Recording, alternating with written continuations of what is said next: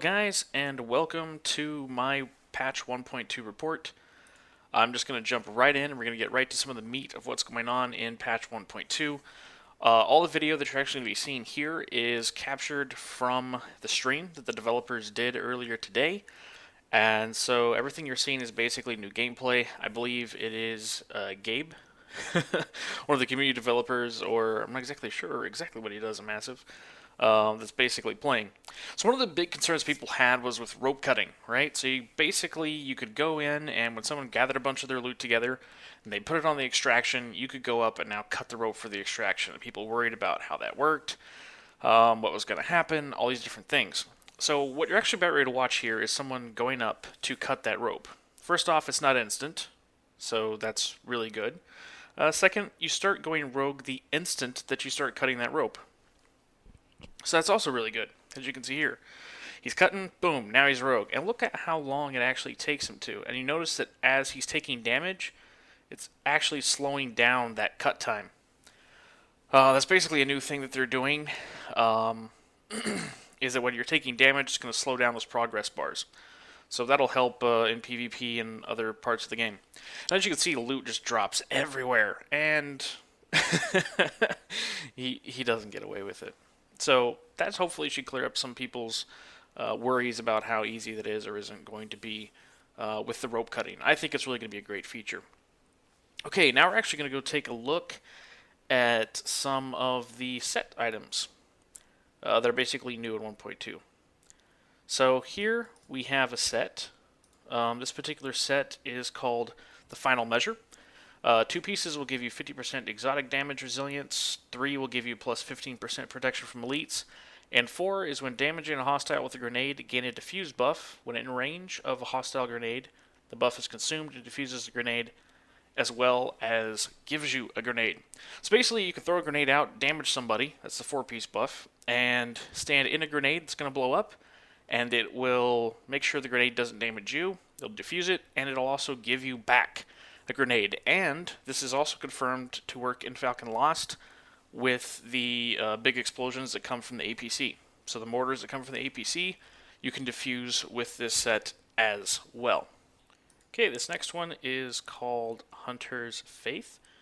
Basically, the 2-set bonus here will give you 20% marksman rifle critical hit damage. The 3-set piece will give you plus 20% damage to elites. And the 4-set piece is called Hunter's Faith. Hitting an enemy target with a bullet grants you temporary armor. The further you're shot, the more the armor. The armor dissipates or disappears after 1 bullet hits you. So basically, it's a temporary armor buff that you get with that set. Okay, the next set here is the Lone Star. 2 pieces will give you plus 100% ammo capacity. 3 will give you plus 1,000 damage to LMG or to shotguns. And the 4-piece bonus is Lone Star. When a weapon is holstered, it regains full ammo. So basically, if you shoot a weapon, empty it, and then swap that weapon, it will actually get full ammo when it's holstered and you unholster it. The next one here is Predator's Mark. So the 2-piece bonus is a plus 20% optimal range. The 3-set is a plus 800 to assault rifles, plus 700 damage to pistol damage. And the Predator's Mark, hit a target with 10 shots without switching the target, and you make the target bleed for 100% of the damage already done by those bullets. So basically, you're going to shoot the target 10 times without shooting a different target, and that target will then bleed for 100% of the damage that you dealt with those bullets. So that actually seems like a pretty powerful set. I'm very curious to see how all these sets work out as they basically go into gameplay here. So who knows? We'll just have to wait and see. So this next part I want to talk about is something that is new to the Dark Zone. Basically, there's these little caches that come through and they'll drop in the Dark Zone, and you can extract these caches. And these caches basically are just like random loot, right? So they can contain, well, a lot of different things. So you come into your stash. This player is currently at their stash, which, by the way, you'll notice that this stash is actually in a checkpoint in the Dark Zone. So you don't actually have to go back to the boo or to a safe house. You can actually just walk out into the checkpoint that are around the edges of the Dark Zone and actually access your stash directly from here. So anyway, I think he's about ready here to open up his stash, and we're going to go take a look at these sealed caches. So here he has about 4 sealed caches. You'll notice they can contain Division Tech, items, and DZ funds. Now, the devs have said they haven't nerfed DZ funds to make up for this extra DZ fund income. Basically, you still get the same amount of DZ funds you're always getting from kills and drops and things like that. This is another added source of DZ funds on top of that. So that's actually a really good thing to know. And as you can see, even more Division Tech. So while they say they want drops to be the best way to get gear, they realize that people are still going to be crafting and using Division Tech. There's no there's no way to get away from that, although we should be getting a lot more things that are useful to us from drops as well. So that's definitely a really good thing that's going to be happening. Better drops, but they still realize that they need to support us crafters here.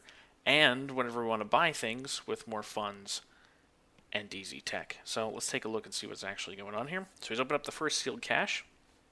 And this is a random roll. So you notice you got a 204, 4,090 DZ funds, and 3 DZ Tech. So there he is. Open up the next one. Just kind of give you guys an idea. This one he gets a really nice roll, 204 AUG, about 3,864 DZ funds, and again, 3 DZ Tech, and then he also got a bonus item.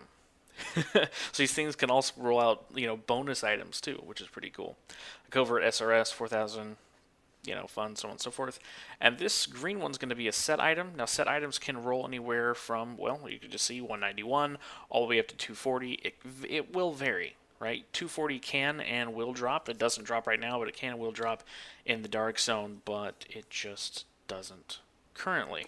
So as you can see, that was a really great AUG. Unfortunately, it was on a test site, so we couldn't really use it.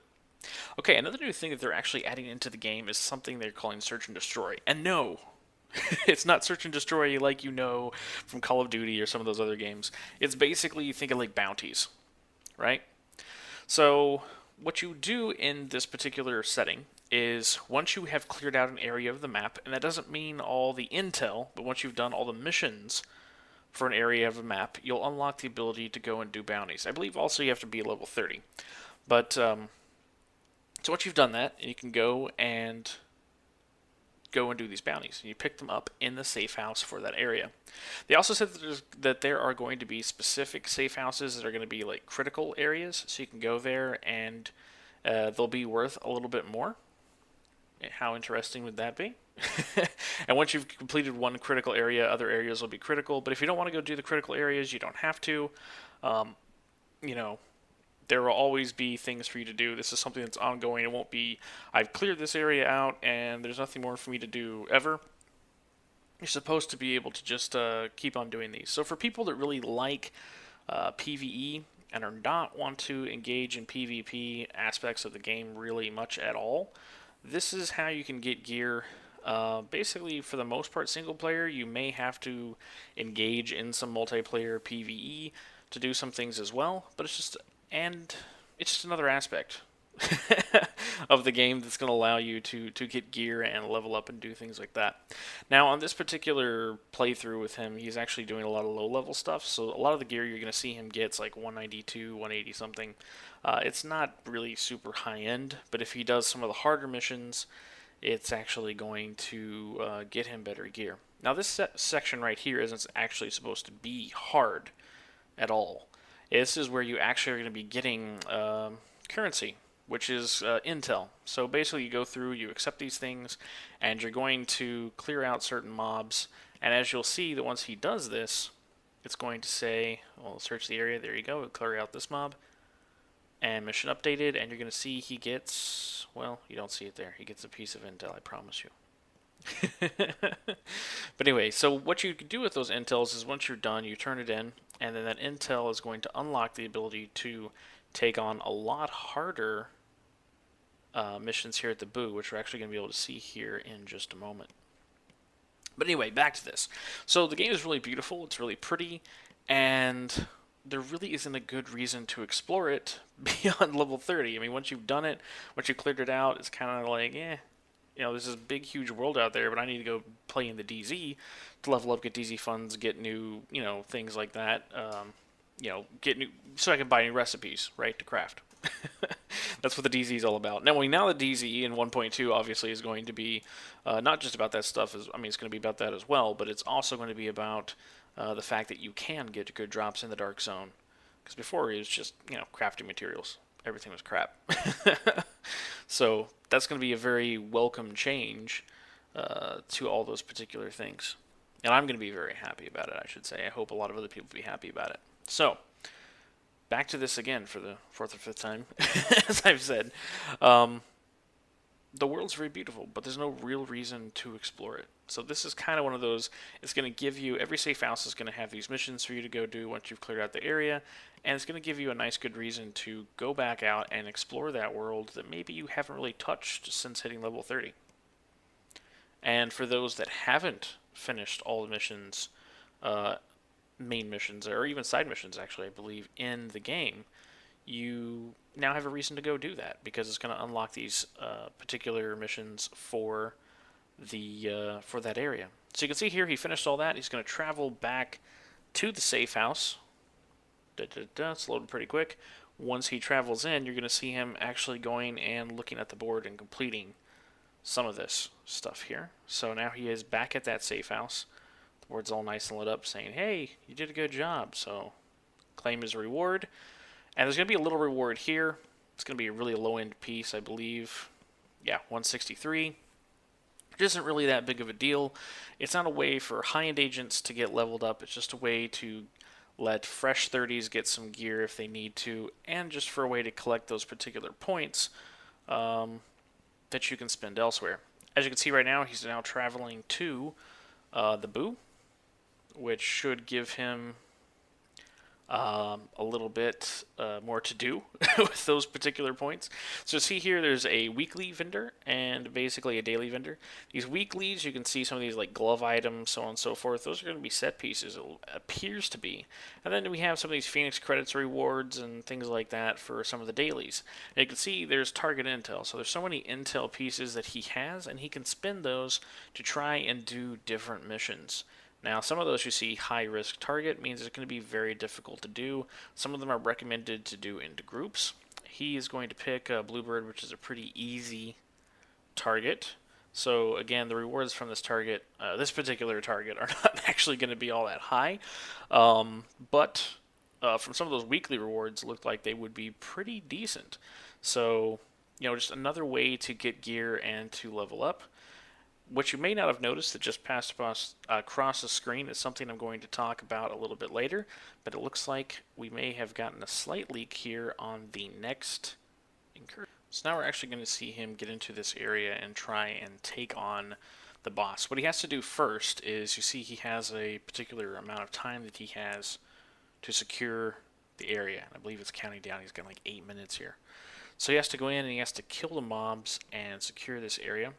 By the way, something I didn't mention before is whenever you spend those points to try and get intel or you spend the intel, I should say, to get intel, if that makes sense, to take on one of these bosses, it's a try, one try only. So if you spend the intel and you fail, then you have to go spend the intel again to try again. So you kind of don't want to take on something that you can't handle, especially if it's, taking 60 intel. I mean, that probably takes a little while to get.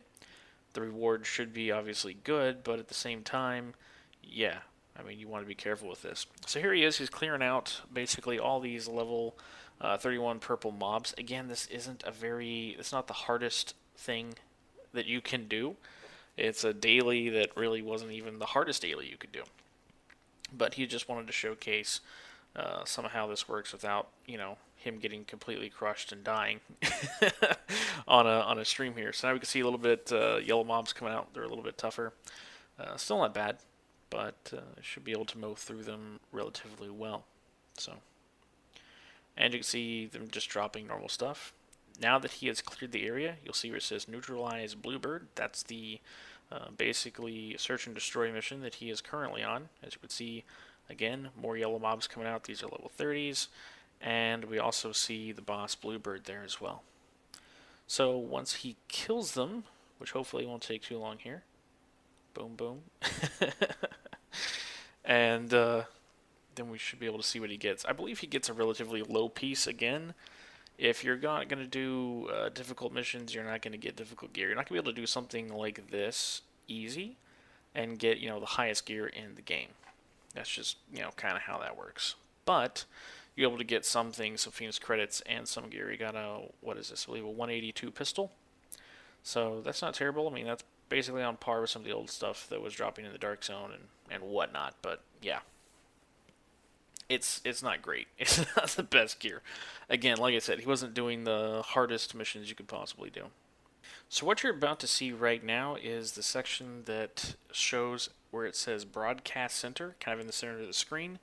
This, I believe, is going to be one of the next incursions releasing. You're welcome. Secret info! So this part you're going to see right here is now going to be Clear Sky. So this is the part we've all been waiting for. The new incursion!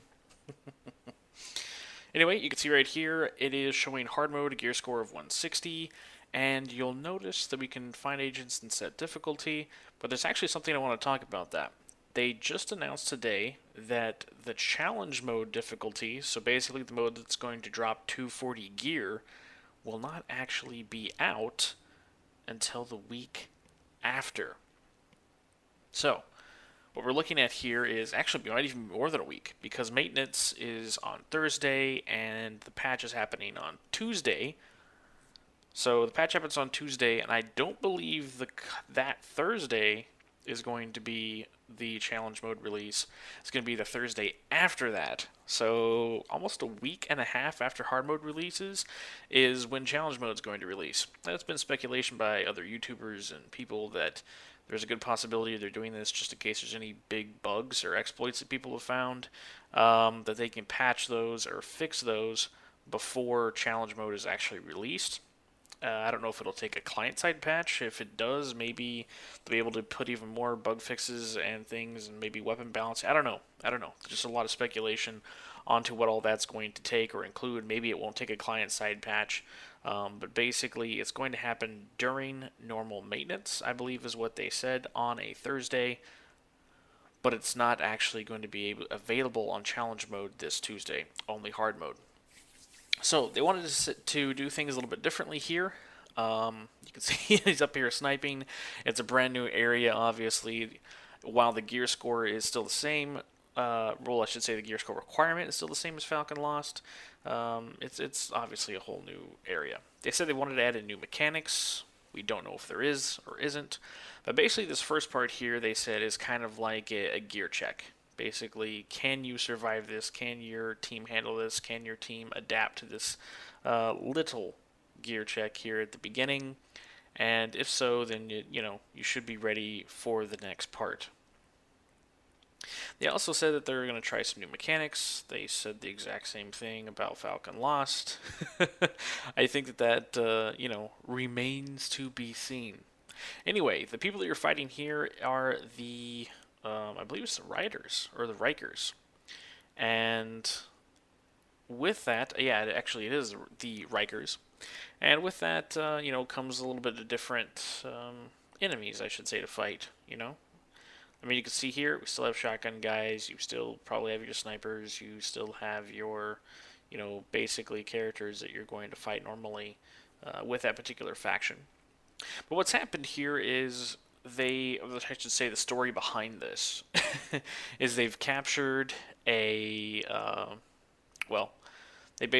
captured a SAM site from the LMB who has left the area, and they've kind of barricaded themselves in, and they're shooting down pretty much any supply drops that are coming in. And because of that, we need to go in there and recapture or destroy this SAM site and make sure that we can actually get our supplies in. So you can see here, basically the first part to break in is breach the blockade, 0 out of 2. Well, if anyone's familiar with Falcon Lost, you get to go kill some guys, capture a nice little bomb, plant it. Instead of an APC this time, you're planting it on a door. I hate to say this, but this part at least, not very imaginative. Basically the same mechanic as before. You have waves of enemies that are there basically in front of the door, and you're literally placing a bomb, exact same mechanic that way as you had with Falcon Lost, to blow the door open. Now, unfortunately, and you're going to see this once we get past here, we don't have any gameplay of what happens beyond this, right? So we don't know that once you get past this little gear check that's going to be somewhat familiar to you, if it's going to be all that different. And after you get past this gear check, it is a checkpoint, so you don't have to go past this little gear check again. You finished it, it's good to go. Now, some people have said that there are checkpoints throughout this new incursion. Not really sure if there is, not really sure if there isn't. Not really sure if the only thing that's really checkpointed is this first part. That just could be my lack of knowledge. But in spite of those reports saying that, yes, there are going to be checkpoints through this, it could just be the checkpoint that happens after this gear check. So I'm not really sure. There's just a whole lot we don't know about the rest of this incursion yet. So as you can see here, they have to go pick up the explosives. This probably seems ever so familiar to Falcon Lost members. Well, I'll grant you it's outside. They did say that time of day and weather, not the super harsh weather, so the harshest fog and harshest snowstorms won't happen in this section of the map, but day and night will happen, and there will be a little bit of snow and fog or things like that at times. But they don't want to make it too difficult. So while this is outside, while Falcon Lost is inside, weather and timing, as far as time of day, can definitely come into play here and can change, while you're doing all these things. So you see him here putting on the second bomb. And it's going to go boom, and they'll get in. And once he gets in, that's pretty much it. He's going to climb up on some things and show some stuff. But like I said before, we're very, very familiar with this particular mechanic already of, kill the mobs and plant the explosives. Grant you, there aren't turrets shooting at you, and, there's a little bit of changes there. But the basic core mechanic there is so familiar, it's kind of scary at this point for me.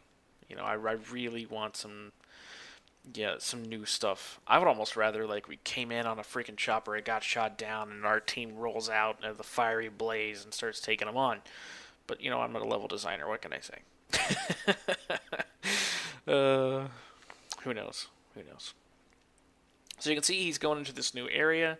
Once you get basically broken through their barricade, and we're going to see some of the art and things that are happening here. It's a very beautiful world, it always is. They do a great job on it, at least from a visual standpoint. Being as it's not inside a building, I'm sure there's a bunch of wall breaches that'll happen or won't happen. Who knows? We'll see. But hopefully they've tested this content out quite a bit. You see her clapping at that crazy statue. Woohoo! So we say reach Columbus Circle. You see we're moving. It's actually a very large area that they're moving through. So no, he's not blowing himself up on purpose because he's an idiot. What he wants to show you is this particular restock not only restocks your ammo, but unlike the Falcon Lost restocks, it's going to restock your health kits and grenades. Check that out. Med kit and fragmentation grenade. So that's really handy because the restock on the Falcon Lost one just did your ammo and you're like, shit, I've got to go back to, a safe house to go and get, med kits, things like that. So he's climbing up, beginning basically the part here of Falcon Lost. You get to see a little bit of this, but that's pretty much it. If you like my videos, please like and subscribe.